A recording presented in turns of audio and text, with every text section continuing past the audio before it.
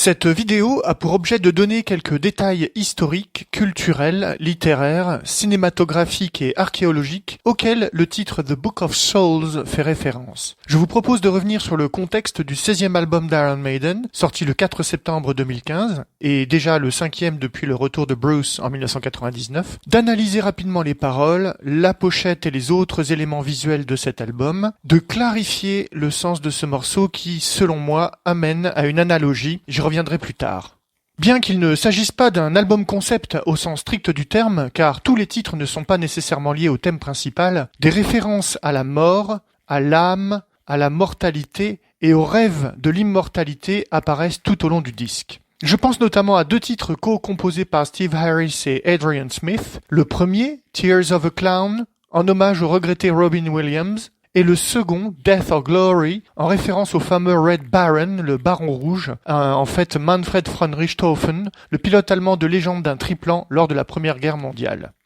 Le thème principal est évident dans les illustrations de l'album, comme dans les paroles, la culture et la civilisation maya. C'est ce que confirme Steve Harris, le bassiste fondateur d'Iron Maiden, dans une interview dans le magazine Kerrang! Les œuvres qui illustrent l'album ont été créées par l'artiste illustrateur Mark Wilkinson, qui a également conçu la pochette de Senjutsu, le 17e album d'Iron Maiden, et de nombreux détails des visuels de l'album rappellent la civilisation maya telle qu'elle apparaît dans le film Apocalypto, réalisé par Mel Gibson, sorti en 2006, qui se déroule en Mésoamérique, dans la péninsule du Yucatan, à la fin de l'époque post-classique. Ce film raconte l'histoire d'un homme qui lutte pour sa vie et sa liberté durant le déclin de la civilisation maya. Le design de Lady de The Book of Souls ressemble d'ailleurs étrangement à ces hommes, avec leurs piercings et leurs peintures, tout comme le Eddie géant gonflable qui domine la scène lors des concerts. L'album The Book of Souls a été enregistré et en grande partie composé au studio Guillaume Tell dans l'ouest parisien, avec un esprit créatif libre, collaboratif et très intuitif, où rien de ce qui a été proposé par les uns ou les autres n'a été mis de côté. Steve Harris signe 7 titres, Bruce Dickinson en signe 4, dont le titre d'ouverture et de fermeture de l'album. Adrian Smith co-signe 5 titres, tandis que Yannick Gers a collaboré à 2 titres et Dave Murray à un seul. On obtient ce double album qui comporte des titres tous plus longs les uns que les autres, avec notamment Empire of the Clouds, le plus long de l'histoire du groupe qui atteint les 18 minutes. Avec l'album The Book of Souls, qui se vend à 74 000 exemplaires la première semaine après sa sortie en septembre 2015, Iron Maiden atteint la première place dans leur pays d'origine, et ce pour la 5e fois après l'album The Number of the Beast en 82, Seventh Son of a Seventh Son en 88, Fear of the Dark en 92 et Final Frontier en 2010. Tandis que The Book of Souls a atteint directement la 4e place du classement des albums américains.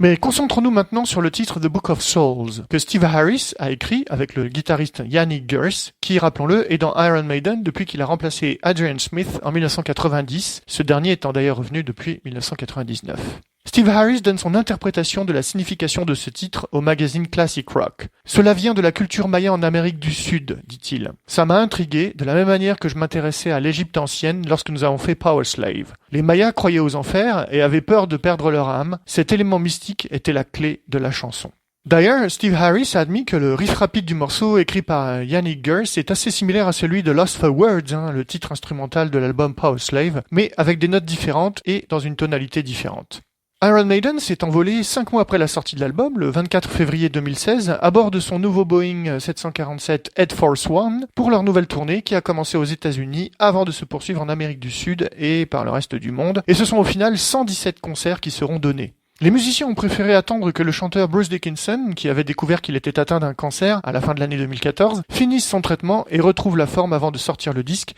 et de reprendre enfin les concerts. La tournée s'est achevée le 4 août 2016 au Wacken Festival avec une seule date en France au Download Festival le 10 juin 2016 à l'hippodrome de Longchamp à Paris. Mais revenons au titre The Book of Souls, à propos duquel Bruce donne quelques précisions concernant non seulement le thème du titre, mais également ce qu'il faut lire entre les lignes. Il explique en effet que le titre traite du fait que l'une des plus vastes et des plus florissantes et des plus puissantes civilisations a finalement disparu. Et il va plus loin en expliquant que tous les empires, qu'ils soient religieux, militaires, coloniaux ou économiques, finissent à leur tour par s'effondrer. Il est clair que Bruce Dickinson pense également aux empires politiques, ce qui a été confirmé par le sens des paroles du single de Senjutsu, le Writing on the Wall, où l'on peut clairement identifier des dirigeants politiques dont il prédit la chute, à l'instar de Belshazzar, et je vous invite à ce titre à regarder la vidéo que j'ai consacrée à ce titre, qui s'intitule The Writing on the Wall, référence. La vidéo officielle de cette tournée, intitulée The Book of Souls Live Chapter, sortie le 17 novembre 2017, reprend 6 titres de l'album et montre une magnifique scène qui rappelle les codes du design de l'album, les temples,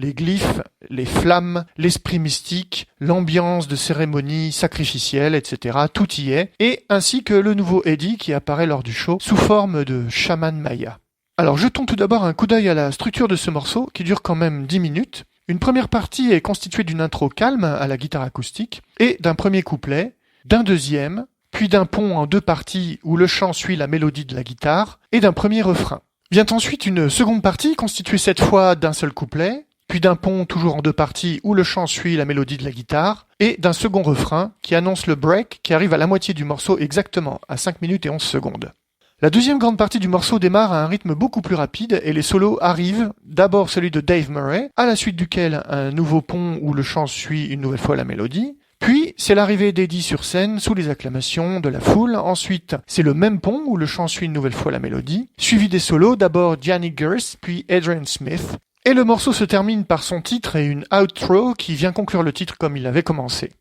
On retrouve bien sûr énormément de références à la culture et à la civilisation maya dans les paroles, à commencer par les dieux, dont il est question plusieurs fois, des connaissances astronomiques, puisqu'il est fait référence au jour, à la nuit, au soleil, à la lune, ainsi qu'au ciel, aux planètes et aux étoiles. Il est fait référence au champ lexical de la gouvernance, avec des références aux caciques, aux chefs mayas, tantôt appelés rois, tantôt appelés seigneurs, montant sur le trône et pensant contrôler les enfers. Les enfers où vivent les démons du monde souterrain sont également très présents. Il est question des morts et de leur voyage vers l'au-delà, vers le paradis et la vie éternelle. Et bien sûr, il est question de la chute de l'Empire Maya et de l'effondrement de leur civilisation, eux qui, par leur quête de la vérité, ont couru à leur perte sur cette terre alors qu'ils croyaient en la vie éternelle. Le livre des âmes ne les sauvera pas, et cela fait bien sûr écho au premier titre de l'album If Eternity Should Fail, qu'on pourrait traduire par Si d'aventure l'éternité échouait, en référence à l'illusion de la vie éternelle après la mort. De nombreuses références à des traces de la civilisation maya ayant traversé le temps et nous étant arrivées apparaissent également dans les paroles, lesquelles font écho au visuel de l'album. Il y a notamment la notion de sacrifice, les cités et les temples, ces tours qui s'élèvent jusqu'aux cieux, les plumes et les coquillages, le feu, la nature, la forêt, la végétation, les morts, les âmes des défunts, et enfin le symbole du serpent à 2 têtes, qui est d'origine maya mais que l'on connaît surtout dans la civilisation aztèque, comme en atteste ce magnifique bijou. Alors venons-en maintenant aux racines du thème de l'album et surtout du titre. Premièrement, le titre The Book of Souls évoque incontestablement le Necronomicon, ce livre des morts, un ouvrage fictif du mythe de Cthulhu, inventé par l'écrivain américain Howard Philip Lovecraft, dont il est question en filigrane dans la fabuleuse nouvelle The Nameless City, la cité sans nom, publiée en novembre 1921. Bien que l'ouvrage ne soit pas cité dans la nouvelle, Lovecraft évoque pour la première fois son auteur fictionnel Abdul al-Hazred, ainsi que le fameux vers qui apparaît gravé sur la pierre tombale de la pochette du Life After Death. That is not dead which can eternal lie, yet with strange eons even death may die. Qu'on pourrait traduire par « n'est pas mort ce qui à jamais dort ». Pourtant, dans les airs étranges, il se pourrait bien que la mort même puisse un jour mourir. Deuxièmement, il est évident que The Book of Souls fait écho à l'album et au titre Power Slave, sorti en 1984. Alors il y a plusieurs points communs, tout d'abord visuels, les pyramides, les glyphes et les hiéroglyphes, les stèles et autres symboles. Sur le plan thématique, les dieux, la mort, la vie après la mort, la croyance en l'immortalité. Sur le plan allégorique, la mort est inévitable pour tout être vivant et pour tout empire au sens large du terme, puisqu'il est question ici de civilisation précolombienne d'une part, alors on voit ici les empires Maya, Inca et Aztèques sur cette carte, et égyptienne d'autre part, ici sur cette autre carte de l'empire égyptien à l'Antiquité. Mais cela s'applique également à tous les empires disparus, j'y reviens un petit peu plus tard. Et enfin, surtout, à ceux qui existent aujourd'hui et qui seront, d'après la philosophie Iron Maiden, déchus tôt ou tard. Cette analogie entre Maya et Égyptien est justifiée et confirmée par le titre même, puisque le livre des âmes, ou le livre des morts, est un titre qui fait référence à un ancien corpus de textes funéraires égyptiens, généralement écrit sur papyrus, comme ici, et utilisé depuis le début du Nouvel Empire vers 1550 avant notre ère, jusqu'à environ 50 ans avant notre ère. Mais avant d'être sur papyrus, tous les premiers textes du livre des morts étaient initialement sculptés sur les parois internes des chambres funéraires, dans les pyramides, ainsi que sur les sarcophages même, et cela dès 2400 ans avant Jésus-Christ. Ce titre a en fait été donné à l'ouvrage par des érudits occidentaux bien plus tard, en 1805 par Jean-Marcel Cadet et en 1842 par Lepsius, après la conquête de l'Égypte par Napoléon au tournant du XIXe siècle. Le titre réel, que voici, se traduirait plutôt par The Book of Coming Forth by Day, le livre pour entrer dans la lumière. Ce groupe de hiéroglyphes signifie livre, récitation, incantation, chapitre ou encore sort. Celui-ci signifie aller vers, venir vers, sortir de ou procéder. Ce hiéroglyphe signifie en direction de, vers, dans, et enfin ce groupe peut être traduit dans ce contexte par jour, lumière du jour, pays de la lumière, évidemment en opposition aux ténèbres, faisant référence à la résurrection ici associée à l'aube d'un nouveau jour. Une traduction plus appropriée en anglais serait The Book of Life After Death, le livre de la vie après la mort, car le but de l'œuvre est d'assurer non seulement la survie de la mort corporelle, mais la promesse de la vie éternelle dans un royaume très semblable au monde que l'âme avait quitté, puisqu'on est censé y retrouver les nourritures et les plaisirs terrestres, d'où les offrandes.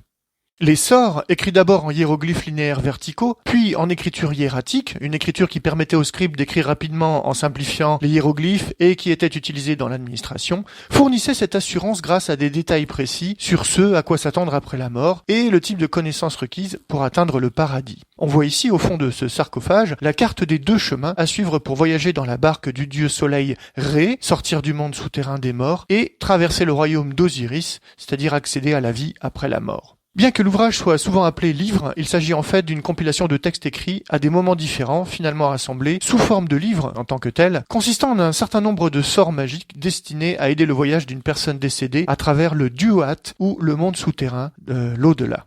En fait, le 21 février 2008, au 24e jour de la tournée Somewhere Back in Time, immortalisé dans un best-of que voici, le manager Rod Smallwood et Bruce Dickinson, pilote du 757-50, se sont envolés directement pour Mexico où le groupe était attendu le lendemain pour un concert, tandis que les autres membres du groupe sont allés voir les pyramides mayas de Teotihuacan. On voit d'ailleurs Yannick et Nico faisant les zouaves lors de leur visite du site archéologique classé au patrimoine mondial de l'UNESCO dans le documentaire de la tournée qui s'intitule Flight 666. Il est donc difficile de ne pas voir cette visite à Teotihuacan comme le lieu de naissance du concept de The Book of Souls. Situé à une 50aine de kilomètres au nord-est de Mexico, dans les hauts plateaux, à 2300 mètres d'altitude, Teotihuacan était une importante capitale à l'époque préhispanique.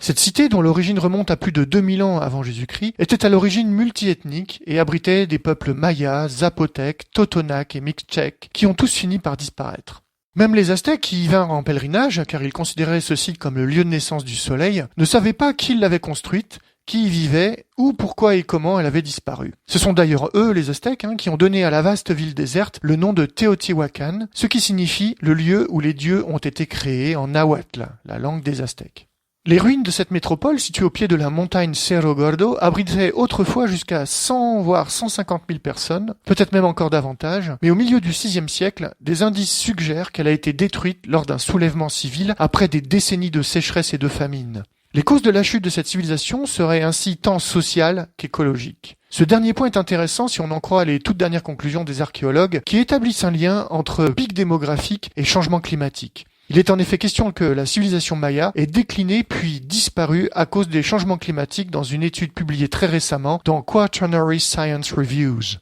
C'était pourtant la plus grande ville de toute l'Amérique précolombienne. La ville entière couvrait une superficie de plus de 50 km², les ruines actuelles du centre religieux que voici couvrant à elles seules 20 km². Ce site s'articule autour de l'avenue des Morts, ici sur le plan, et que l'on voit sur cette photo. Flanqué de temples cérémoniels tels que la pyramide de la Lune, ici à l'extrémité nord, ainsi que la citadelle et le temple du serpent à plumes, à l'extrémité sud, que l'on voit ici,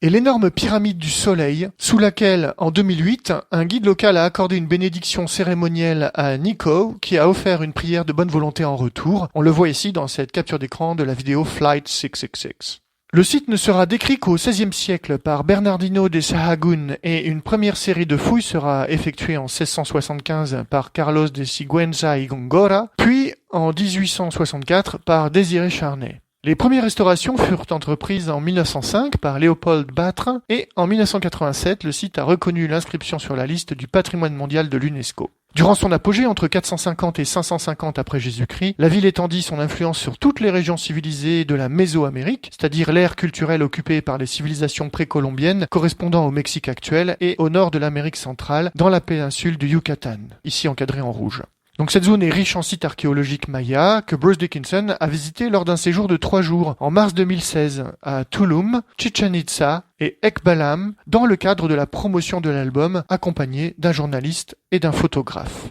On le voit ici sur les sites mayas de Tulum, Chichén Itzá et d'Ekbalam. C'est en revanche le temple de Tikal que l'on aperçoit en arrière-plan de ce visuel réalisé par l'illustrateur Mark Wilkinson. Alors les pyramides de Téotihuacan ne battent pas des records, comme on le voit ici, et restent en dessous de la pyramide de Khéops et de Gizeh. Mais ce qui est intéressant en revanche, c'est que des fouilles de la pyramide de la Lune sur le site de Téotihuacan révèlent la partie sans doute la plus brutale de l'histoire de Téotihuacan. En effet, en 2004, un caveau a été ouvert contenant 12 corps ligotés, dont 10 décapités, jetés parmi le reste des pumas, de loups, de serpents et autres rapaces comme des aigles, un faucon, une chouette, le tout au milieu de nombreux autres artefacts. Preuve qu'un certain type de rituel mortuaire a eu lieu à l'intérieur de la tombe avant qu'elle ne soit remplie, et il ne fait aucun doute que la cérémonie ait induit d'effroyables effusions de sang avec très certainement des sacrifices humains et animaux, comme on atteste ce bas-relief sculpté visible à Chichén Itzá représentant le sacrifice par décapitation. On voit la figure de gauche tenant la tête coupée de la figure de droite, dont le corps sans tête rejette du sang sous forme de serpent. Cela est repris dans le visuel très expressif de Wilkinson, qu'on voit ici. Parallèlement à la décapitation, l'arrachage du cœur afin d'en faire une offrande est un élément largement représenté. On voit à ce propos, sur cet autre bas-relief maya, un glyphe représentant un aigle tenant un cœur humain dans ses serres, et une scène similaire ici, avec cette fois un puma tenant également un cœur humain dans ses griffes. Cette notion de s'arracher le cœur en sacrifice, on la retrouve non seulement bien sûr dans le livret du Digipack que l'on voit ici, et également en live lorsque Bruce arrache le cœur d'Eddie et le brandit, puis va le mettre dans une urne funéraire fumante. Et enfin, dans la vidéo du titre Speed of Light, où on voit Eddie affronter des guerriers mayas, puis accéder à une sorte d'autel sacrificiel. Ce type d'autel a très certainement servi de réceptacle pour des cœurs humains sacrifiés, comme celui d'ailleurs sur lequel Eddie dépose son propre cœur qui vient de s'arracher dans les dernières secondes du clip. Ce qui lui vaut d'ailleurs de gagner ce qui n'était qu'un jeu, avec un score tout à fait révélateur. On reconnaît d'ailleurs facilement le calendrier maya sur l'autel où Eddie dépose son cœur, lequel est en fait une combinaison de 2 calendriers. Le premier est le Tzolk'in, année non numérotée de 260 jours, à caractère divinatoire et religieux. Ce calendrier est composé de 20 jours, combinés à 13 nombres correspondant aux 13 divinités diurnes. Le deuxième est le Haab, année vague, non numérotée de 365 jours, à caractère civil. Ce calendrier comporte 18 mois de 20 jours chacun, plus 5 jours additionnels. Ces 2 calendriers se synchronisent toutes les 52 années solaires, soit tous les 18 980 jours. On retrouve ce calendrier sur le sol de la scène, dans les éclairages au plafond, sur la grosse caisse et sur le gong de Nico McBrain, qui l'utilise d'ailleurs pour marquer la transition entre les 2 parties de certains longs morceaux, et c'est d'ailleurs justement le cas sur The Book of Souls. C'était d'ailleurs justement ce calendrier qui prédisait des événements cataclysmiques pour le 21 décembre 2012. Cette date, qui marque à l'origine la fin des 5125 années d'un cycle du compte long du calendrier maya, a été interprétée par certains comme la fin définitive de ce calendrier, et ensuite interprétée comme annonçant la fin du monde. Et alors, j'ai parlé de glyphes, on en voit d'ailleurs beaucoup dans le livret de l'album. Ce terme provient du grec et il signifie ciselure ou gravure, et pour cause il consiste en la représentation graphique, sculptée, ciselée, d'un signe typographique. C'est typiquement le cas des glyphes des écritures précolombiennes, maya, aztèque ou nahuatl, comme on le voit ici, et plus généralement l'ensemble des systèmes d'écriture mésoaméricains. Le terme de book du titre, quant à lui, renvoie plutôt au codex, des assemblages de feuilles ou des cahiers rédigés en écriture maya par des scribes de la civilisation maya précolombienne. Et ces codisques ont reçu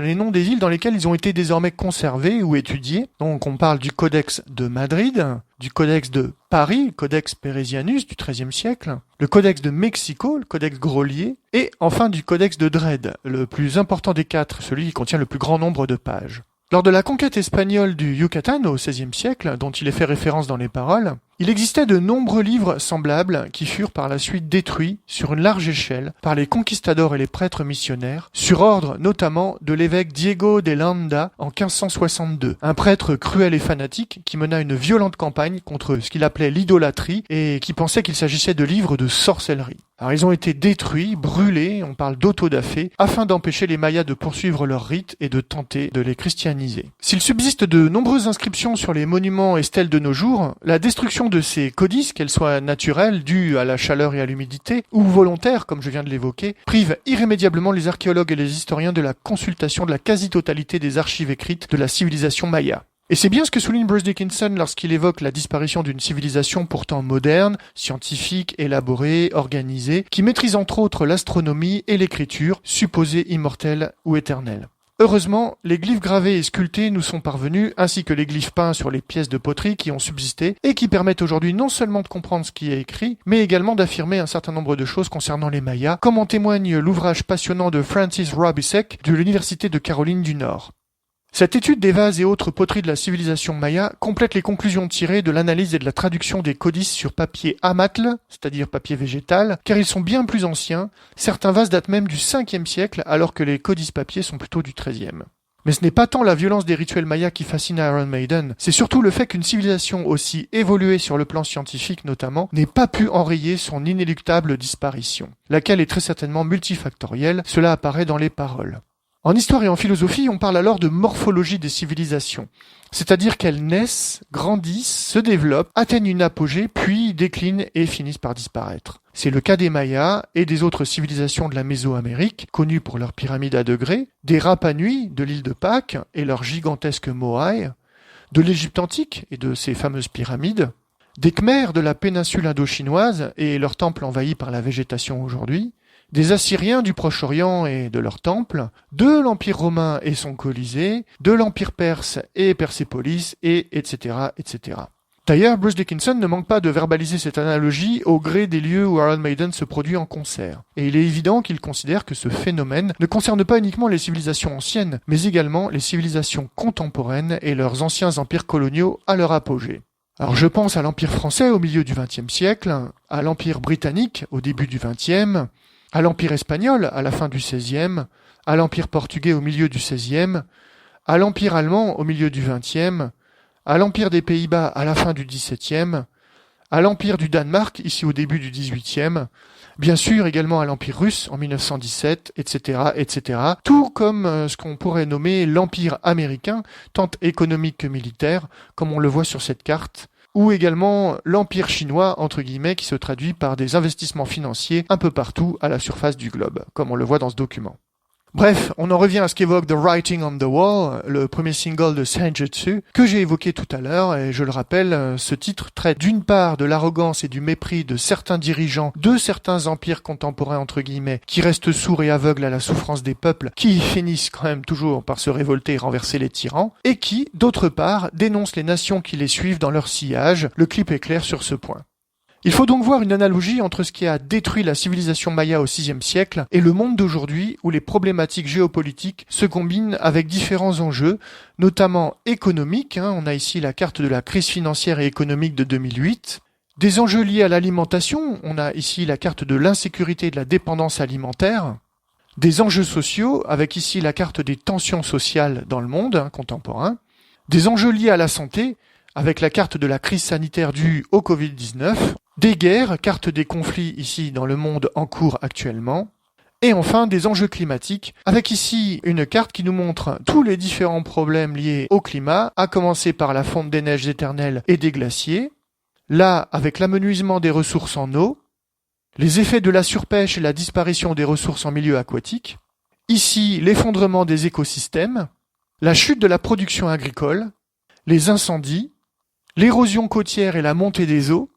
et enfin là, avec les crises économiques, sociales et sanitaires dues au niveau de vie les plus bas. La question finalement n'est pas tant celle de l'immortalité ni même celle de la vie après la mort, que celle de la vie avant la mort. Que fait-on de notre vie ? Accepte-t-on notre sort de, entre guillemets, simple mortel ? Que signifie, toujours entre guillemets, être vivant ? Je vous laisse le soin d'y répondre. Et voilà, je m'arrête là pour cette longue vidéo. J'espère que vous avez tout de même découvert quelques éléments. Et je vous donne d'ores et déjà rendez-vous pour une prochaine vidéo à propos d'un autre titre d'Iron Maiden, où nous aurons sans doute l'occasion d'aborder une nouvelle fois des références et des notions historiques, géographiques, géopolitiques, philosophiques, religieuses, cinématographiques ou encore sociales.